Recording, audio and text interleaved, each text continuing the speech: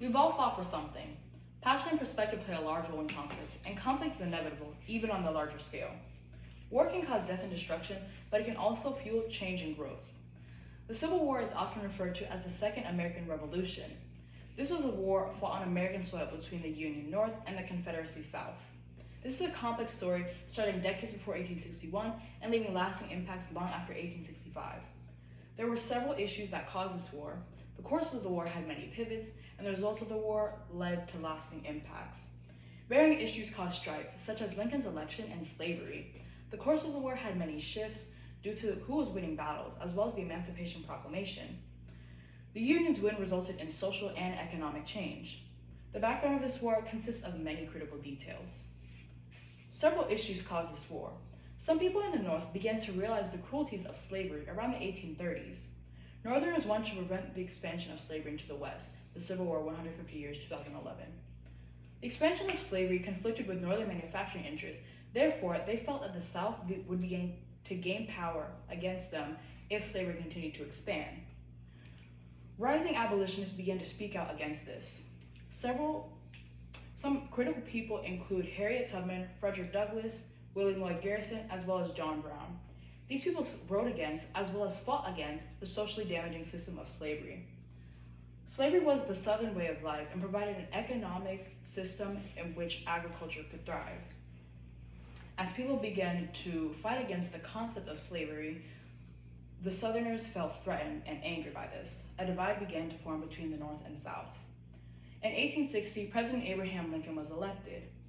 Lincoln was also in agreement with Northerners and wanted to diminish the expansion of slavery into the West.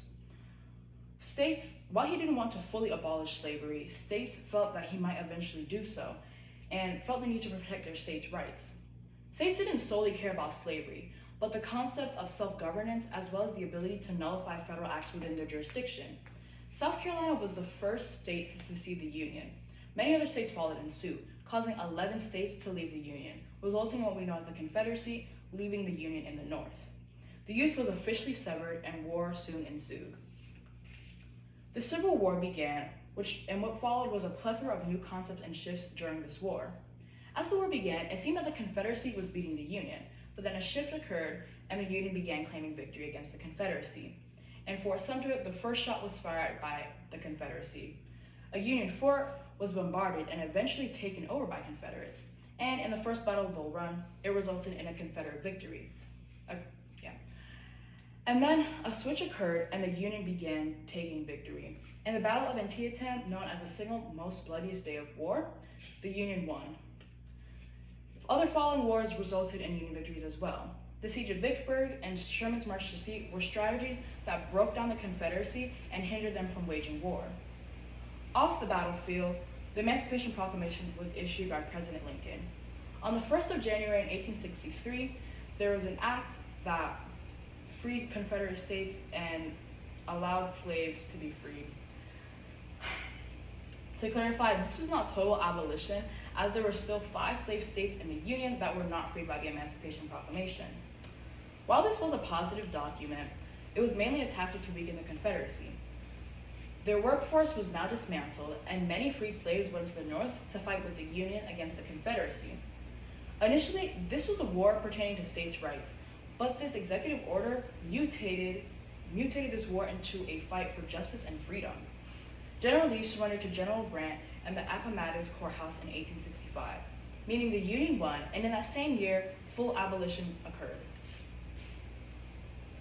The end of this war resulted in many changes. Social changes occurred. Between 1865 and 1877, there was a large focus on reintegrating Confederate states with the Union, as well as establishing legal status for African Americans. The Civil War 150 years, 2011. In this period, the 13th, 14th, and 15th Amendments were put into place, which freed African Americans, gave them citizenship, as well as giving Black men the right to vote. 2 Civil Rights Acts were put into place to provide protection for Black rights. And an organization called the Freedmen's Bureau provided services such as education, legal help, and many others that helped integrating Black people with society. While there was large improvement, there was still a lot of bitterness, especially from the South. The Ku Klux Klan, as well as other hate organizations, the Ku Klux Klan, as well as many other hate organizations, began hanging, limiting the rights of Black people, as well as intimidating them. Reconstruction was officially ended by President Hayes in 1877, inciting further violence against Black people. The economy also shifted after the war.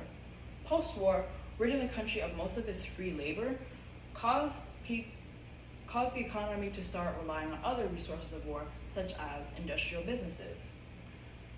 Many freed slaves went to the North and started contributing to railroad expansion, as well as other new industrial businesses such as steel and iron manufacturing.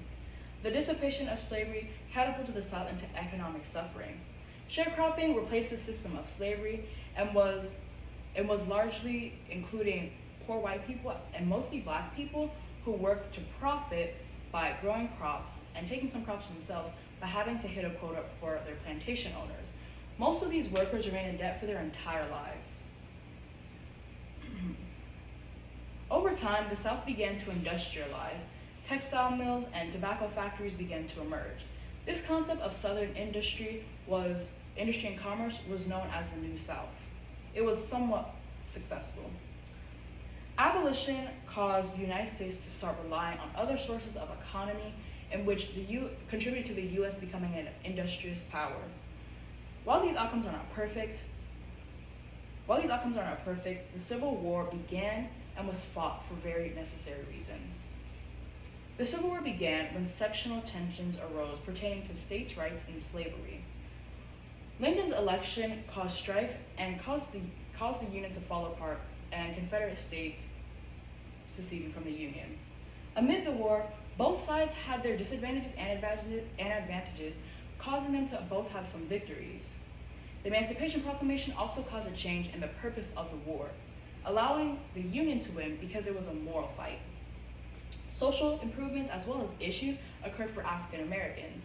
There was also an increase in industry and manufacturing, allowing the U.S. to become an industrial power. The opposing ideas of the North and South is what propelled this country into a great civil war. It is the passion and perspective of people like John Brown, who slaughtered whites, as well as Nathaniel Forrest, who started the KKK, that create animosity and rebellion against people in the country. Undoubtedly, the Union is not perfect, but Abraham Lincoln sewed the Union back together, as well as several abolitionists and their need to preserve the Union and liberty. With the closing of the Civil War and changes made during Reconstruction, the U.S. began taking steps towards becoming the country we know it is today.